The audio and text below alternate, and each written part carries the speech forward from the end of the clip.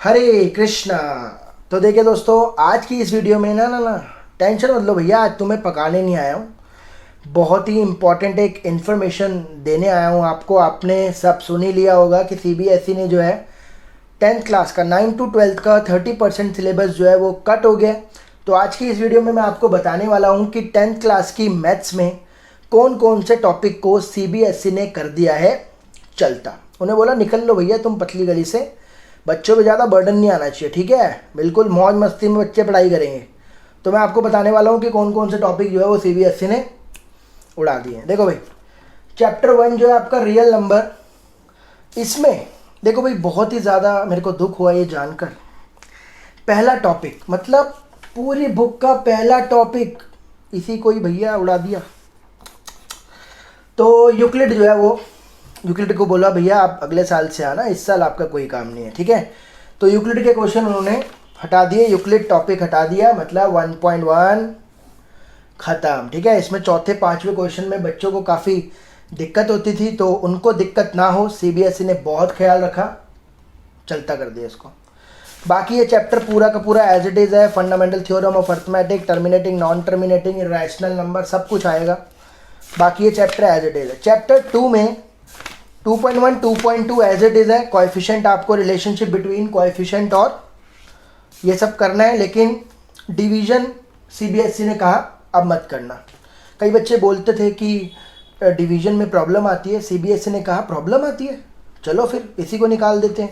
Problem नहीं चाहिए life में, ठीक है भाई, एकदम स्मूथ लाइफ चाहिए अपने को। तो इन्होंने क्या करा, डिवीज़न वाला टॉपिक ही काट दिया, मतलब 2.3 ख़त्म, ठीक है भाई।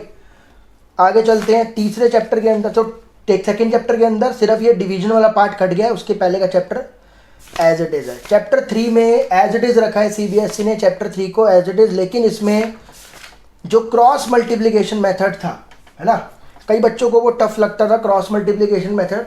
तो सीबीएसई ने बोला कि टफ तो लगने वाली इस बार कोई बात ही नहीं है, ठीक है ना। कोरोना भैया का चमत्कार है, उन्होंने हटा दिया भैया, कह रहे टफ चीज़ इस बार कुछ नहीं चाहिए, क्रॉस मल्टीप्लिकेशन टफ लगता है, हटाओ इसको। तो क्रॉस मल्टीप्लिकेशन हटा दिया उसने, बाकी सब कुछ एज इट इज़ रखा हुआ है। 4th चैप्टर के अंदर ना एक मेथड है कंप्लीटिंग स्क्वायर मेथड, मतलब रूट्स निकालते हैं हम कंप्लीटिंग स्क्वायर मेथड से। वैसे तो ये लास्ट ईयर भी सीबीएसई ने हटा दिया था, इस बार भी कहा जो हट ही चुका है उसको क्यों वापस डालना, ठीक है ना। तो ये इस बार भी उसने ऐड नहीं करा। तो कंप्लीटिंग स्क्वायर मेथड से आपको रूट्स निकालने की बिल्कुल ज़रूरत नहीं है इस साल, ये सिर्फ इस साल के लिए याद रखना।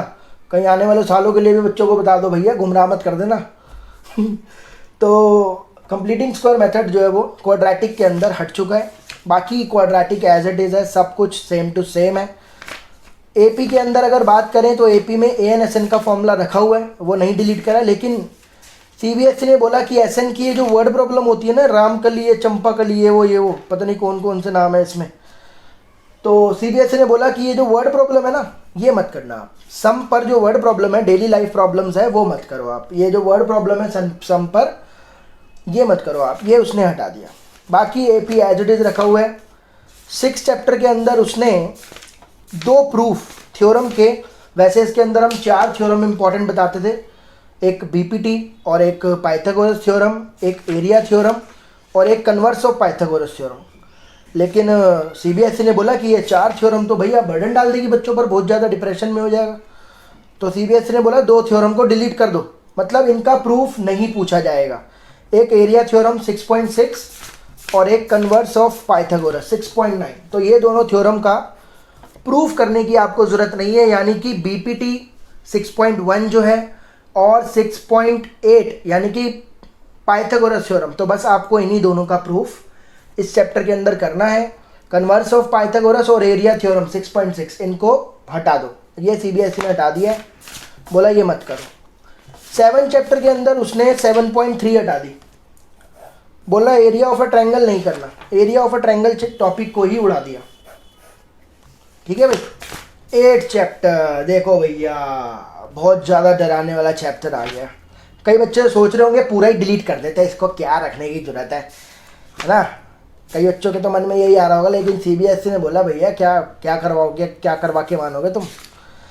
तो सीबीएसई ने पूरा चैप्टर तो डिलीट नहीं करा, है ना। तो 8.1 रखी हुई है एज इट इज़। 8.2 के अंदर ना ये जो टेबल है, बच्चों ने बोला सर टेबल बहुत बड़ा है, सर सर कुछ करो, सर कुछ करो प्लीज़ करो। तो उन्होंने कहा ठीक है 0 डिग्री वाले और 90 डिग्री वाले एंगल मत याद करो, 30, 45 और 60 पर पूछ जाएंगे। वैसे इसी पर पूछते थे, 0 और 90 पर कोई मुझे नहीं लगता कुछ खास क्वेश्चन आता था बोर्ड में, इन तीनों पर ही आता था। लेकिन उसने बोला कि करो ही मत इस बार, इनको देखो ही मत। तो 30, 45, 60 डिग्री के एंगल्स आपको याद रखने हैं। और भैया जो ट्रिग्नोमेट्रिक रेशियोज है, कॉम्प्लीमेंट्री एंगल्स, देखो भाई मुझे मेरी एक स्टूडेंट ने बोला कि उसकी मैम ने बोला है कि 8.3 तक आ रहा है बेटा, आइडेंटिटीज़ नहीं आ रही, ठीक है, ट्रिग्नोमेट्रिक आइडेंटिटीज़ नहीं आ रही, ऐसा उसकी मैम ने बोला। तो देखो भाई मैं कुछ ऐसा नहीं है कि मैं अपने से बना के बता रहा हूँ, जो CBSE ने बोला है मैंने वो पढ़ा और वही चीज़ मैं आपको बता रहा हूँ। देखो भाई इस चीज़ में कन्फ्यूजन नहीं है। Trigonometric ratios of complementary angle 8.3 cut गया। CBSE ने लिखा है कि ट्रिग्नोमेट्रिक आइडेंटिटी जो होती है sin स्क्वायर ए प्लस कॉस स्क्वायर ए 1, उसने बोला है कि ये आएगी। इसका प्रूफ और इसकी जो एप्लीकेशन है, हालांकि उसने बोला है सिंपल एप्लीकेशंस आएगी, लेकिन ये टॉपिक हटा नहीं है, ट्रिग्नोमेट्रिक आइडेंटिटीज नहीं हटा है। उन्होंने लिखा है कि trigonometric ratios of complementary angles, ये उन्होंने हटा दिया है। भाई चाहे तो मैं आपको नीचे जो CBSE ने जारी करा है PDF, उसका लिंक मैं आपको नीचे दूंगा। मैं फिर से बोल रहा हूँ, अपनी तरफ से मैं नहीं बता रहा हूँ, जो वहाँ लिखा है वो मैं आपको बता रहा हूँ। कृपया करके मुझे क्षमा करें अगर मुझसे कोई गलती हो गई हो तो, ठीक है भाई। तो 8.3 नहीं हटा, 8.3 हट गया है। इसमें प्रूफ और एप्लीकेशन बोला है CBSE ने, इस पर आएगी। हालांकि उसने सिंपल क्वेश्चन बोले हैं, लेकिन बोले हैं क्या आएगी। तो ट्रिग्नोमेट्री में 8.3 और वो जो मैंने आपको एंगल वाला बताया टेबल में से वो हट गया। 9 चैप्टर में उसने एज इट इज़ रखा है, कुछ डिलीट नहीं करा। 10 चैप्टर एज इट इज़ रखा है, कुछ डिलीट नहीं करा। 11 चैप्टर के अंदर ट्रायंगल की सिमिलैरिटी, इसका 11.1 का पहला आएगा, इसमें यस बोला है पहला आएगा, मतलब लाइन को रेशो में डिवाइड करना, ये आएगा। लेकिन उसने बोला कि ट्रायंगल की सिमिलैरिटी करने की जरूरत नहीं है, ये सारे क्वेश्चन कट गए। बोला सर्कल करना है, समझ रहे हो। 11.1 का पहला आएगा, आ सकता है, ये टॉपिक है, और सर्कल की है, ट्रायंगल काट दिया उन्होंने। 12 चैप्टर के अंदर वैसे तो सब कुछ एज इट इज है, लेकिन इसके अंदर ना कुछ क्वेश्चन है, देखो भाई इस पर पर्टिकुलर मार्क कर लो। देखो 120 डिग्री एंगल वाले, मतलब इसमें क्या है, सेंट्रल एंगल ना 120 डिग्री आ जाता है। तो CBSE ने बोला कि अगर ये 120 डिग्री आ जाए ना तो मत करना। सेंट्रल एंगल 120 डिग्री, देख रहे हो, ये वाला क्वेश्चन है इसमें। और भी मैं आपको बताता हूँ, एक और क्वेश्चन है आगे, ये वाला क्वेश्चन है। तो ये टॉपिक जो है ना जिसमें सेंटर पर एंगल 120 डिग्री हो रहा है, वो वाले क्वेश्चन इस चैप्टर से मत करना, बाकी सब कुछ सेम टू सेम है। 13 चैप्टर के अंदर बच्चे ये कंप्लेन करते थे कि फ्रस्टम के फॉर्मूले याद नहीं हो रहे, क्या करें, नहीं हो रहे इसके फॉर्मूले याद, बहुत दिक्कत आती थी उनको। लेकिन CBSE ने बोला दिक्कत टेंशन नहीं लेने का, अरे हम किस लिए बैठे हैं यहाँ पे, फ्रस्टम टॉपिक ही उड़ा दिया भैया, फ्रस्टम काट दिया उन्होंने।